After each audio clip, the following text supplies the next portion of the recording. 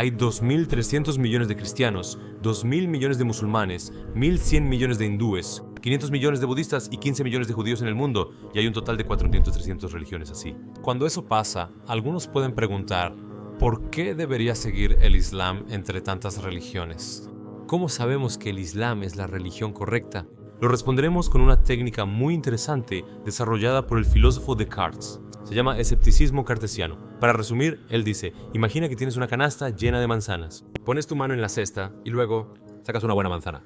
Cuando vuelvas a meter la mano y saques una manzana podrida esta vez, no sigas sacando las manzanas una por una para tirar las podridas. No te molestes en comprobar cuál es bueno y cuál está podrido. En su lugar, vacía toda la cesta y luego vuelve a poner en la cesta las manzanas que estén buenas. Apliquemos esa técnica a este asunto. Quiero decir, podemos mirar 4.300 religiones una por una. No lo creo. Entonces, observemos las pistas en el universo usando la razón y la lógica. Determinemos las condiciones que deberían existir en una religión verdadera a través de estas. Que estas pistas nos den la respuesta directa a la pregunta ¿por qué el Islam? Ahora, algunos de edificios primero se pone la fundación. Hay etapas por las que hay que pasar.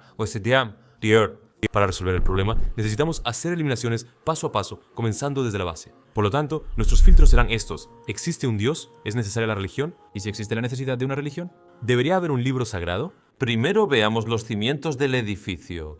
Es decir, la cuestión de si existe Dios o no. Puedes estar pensando en muchas formas diferentes de probarlo, pero hoy busquemos la respuesta a esta pregunta a través del universo en el que todos vivimos. Ahora escucha atentamente para entender el ejemplo que voy a explicar. Según la física, si se ha realizado un trabajo, entonces debe haber una fuerza en acción capaz de realizar ese trabajo. O es decir, lo que yo vea como el hacedor de un acto debe tener suficiente poder para ese trabajo. Por ejemplo, si viera a un bebé tirando de un avión, buscaría inmediatamente otro ejecutor de ese acto, ya que el bebé nunca sería capaz de hacer ese trabajo. Diría que hay un sistema mecánico que mueve el avión, etc., aunque mis ojos digan que es el bebé quien tira del avión. Mi mente intervendrá de inmediato y dirá, el bebé no tiene suficiente fuerza para sacarse a sí mismo. Entonces empezaría a buscar la puerta real y capaz detrás de ese bebé. Eso tiene sentido, ¿verdad? Como en este ejemplo, cuando observamos el universo, por ejemplo, vemos a la vaca como la hacedora del acto de producir leche. La vaca no conoce los aminoácidos en la leche que produce, ni conoce las necesidades de los cuerpos de las personas que la beberán, pero produce exactamente la leche que necesitan. Además, O lo produce consumiendo algo que parece completamente irrelevante. El césped. cuando miramos el otro lado, vemos a la abeja venenosa como la hacedora del trabajo de hacer la miel más dulce. La abeja no sabe los minerales que contiene al producirlo. O el cuerpo de la abeja, sus células, no saben lo que necesitan los cuerpos de las personas que comerán esta miel, pero producen miel que incluso puede ser un medio de curación para ellos. Giramos la cabeza hacia otro lado y vemos el árbol como el hacedor del trabajo de crear frutas jugosas, dulces y coloridas, de un suelo seco, sin sabor y oscuro. Pero la semilla de este árbol no conoce el sabor que disfrutaré. No conoce el olor que a mi nariz le gustará. No sabe lo que mis ojos disfrutan viendo. No sabe lo que mi corazón disfruta viendo. Y no conoce las necesidades de mi cuerpo. Mientras era solo una simple semilla, sin sabor ni olor, cientos de frutas salen de la semilla, Con sabor que sea adecuado para mi lengua. con un olor que es adecuado para mi nariz, con una belleza que atrae a mis ojos y con muchos beneficios para mi cuerpo.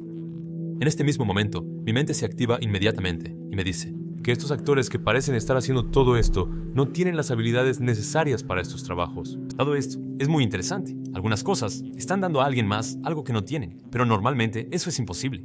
Pensemos en un ejemplo como este. Supongamos que ese paño en mi mano es una cortina y tú no la ves. Costura. Esta cortina toma un bolígrafo y escribe algo aquí. Todos dirían que este bolígrafo aparentemente está siendo movido por este paño, pero lo lógico es pensar que hay una fuerza detrás de ese paño.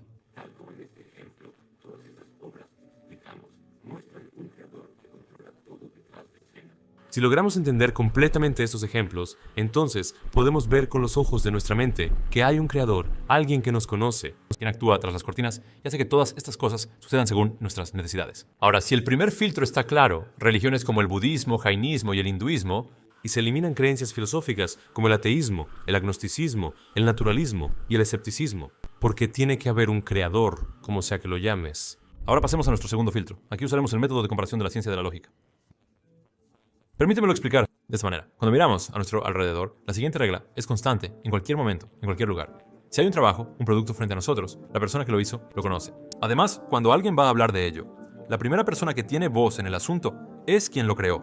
Por ejemplo, cuando compro un teléfono, viene con un manual de usuario, ¿verdad? De esa manera, la compañía fabricante me dice, nosotros lo hicimos. Entonces, lógicamente, lo conocemos mejor hasta el más mínimo detalle, y al poner este manual demostramos este hecho. Incluso los productos simples tienen esto.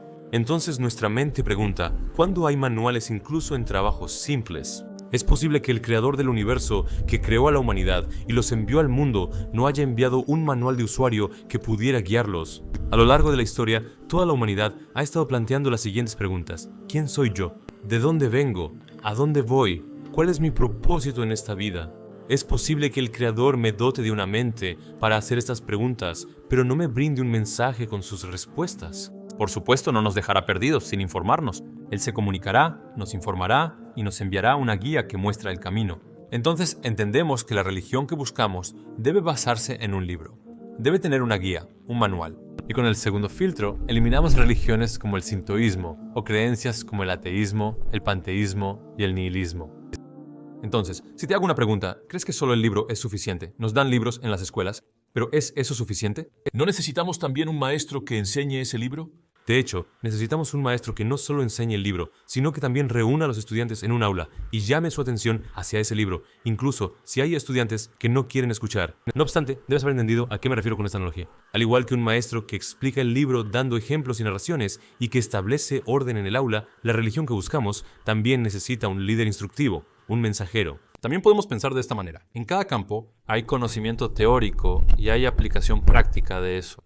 El texto escrito en el libro es el conocimiento teórico. Por lo tanto, hay necesidad de alguien que muestre cómo ponerlo en práctica, aplicados en situaciones de la vida real. Cuando una persona pregunta, ¿cómo puedo vivir de acuerdo con el propósito de mi vida, de manera coherente? Con el manual de mi vida, necesitas seguir un modelo a seguir que muestre cómo se debe hacer para que él también pueda hacerlo.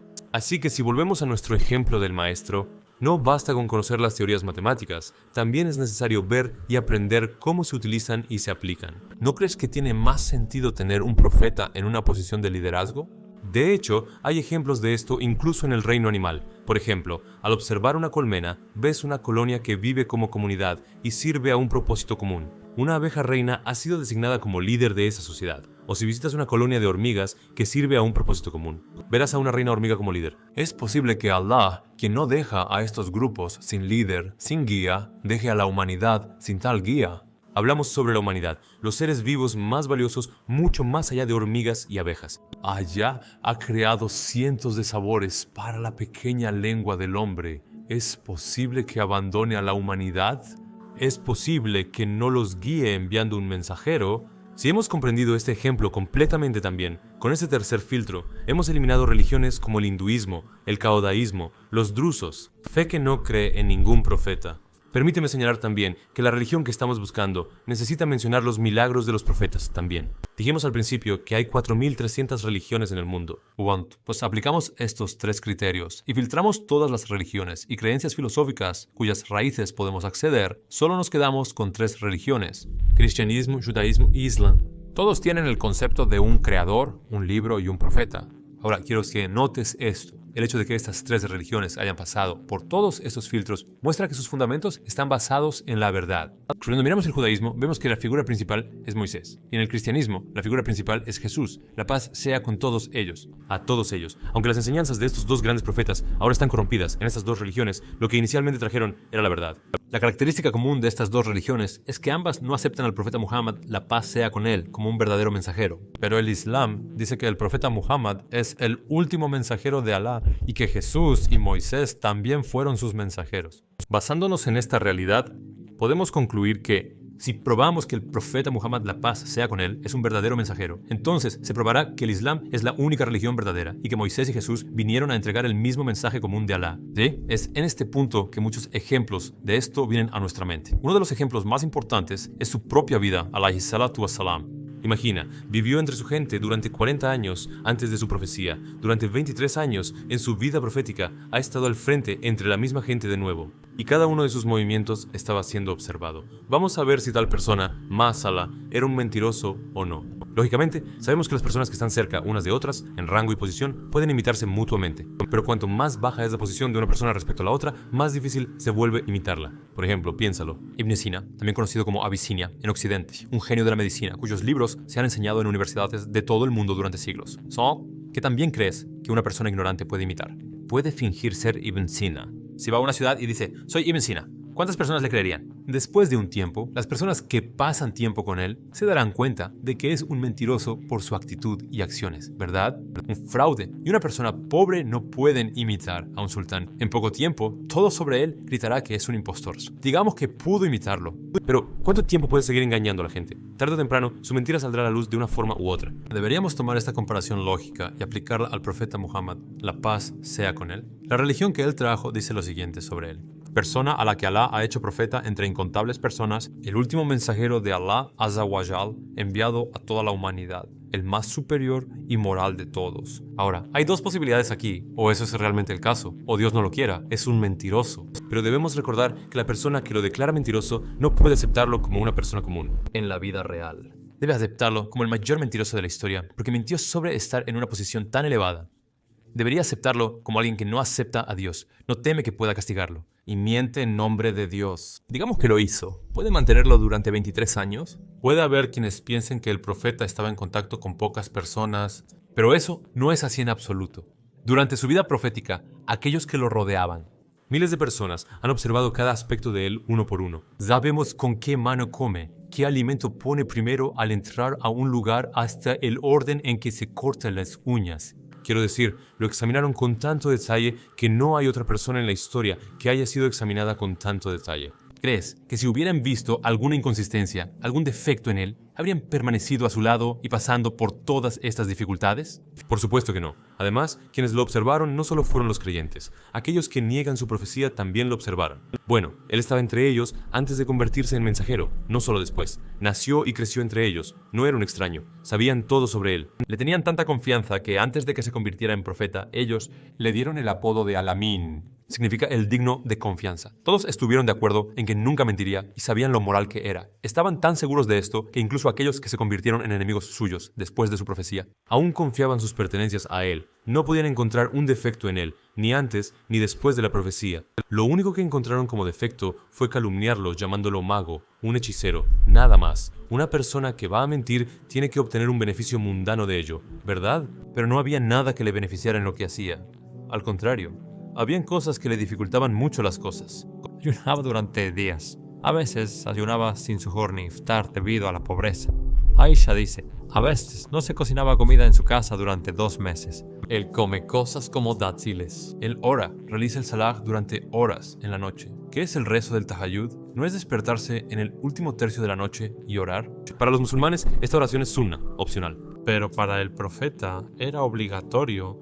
¿Por qué se esforzaría tanto en plena noche cuando nadie lo ve por una mentira? Sigue la religión que ha traído durante 23 años mejor que nadie, adora más que nadie, se cuida de no cometer pecados más que nadie. ¿Alguien puede? El mejor mentiroso del mundo puede tener siquiera un poco de estas características. ¿Dónde está el beneficio de todo esto? ¿Lo hace por estatus? ¿Por dinero? ¿Por mujeres? Todo esto se le ofreció desde el lado opuesto y la respuesta que siempre daba era la misma. Si pusieras el sol en mi mano derecha y la luna en la izquierda, no abandonaría esta causa. Dice, mi lucha no es por ningún beneficio mundano. Si me dieras no solo esas cosas, sino todo el mundo, incluso la luna y el sol, no me rendiría. Recibió amenazas de muerte toda su vida. Fue objeto de varios intentos de asesinato, sin éxito. Ninguno de esos intentos tuvo éxito y murió en su cama. ¿Por qué enfrente estaba maestro? ¿Por el bien de una mentira? ¿Por qué soportó ser apedreado, ser objeto de maldiciones e insultos? Se pueden contar muchas cosas como prueba de su profecía, pero lo más fundamental es su propia vida. La forma en que se comportaba es más que suficiente para demostrar su valor. Como dijimos al principio, o decía la verdad, o Dios no lo quiera, era un mentiroso. Se pregunta si tal persona es mentirosa o si quien la llama así es realmente el mentiroso. ¿Crees que habría alguna necesidad de responder a esta pregunta? Cuando analizamos todas estas cosas, llegamos a la verdad que hemos estado buscando toda nuestra vida. Es decir, el creador que buscamos es Allah subhanahu wa ta'ala. El libro que buscamos es el Sagrado Corán y el profeta que buscamos es el profeta Muhammad, la paz sea con él. Recuerda lo que preguntamos al principio. ¿Por qué el Islam de entre 4.300 religiones? Por eso...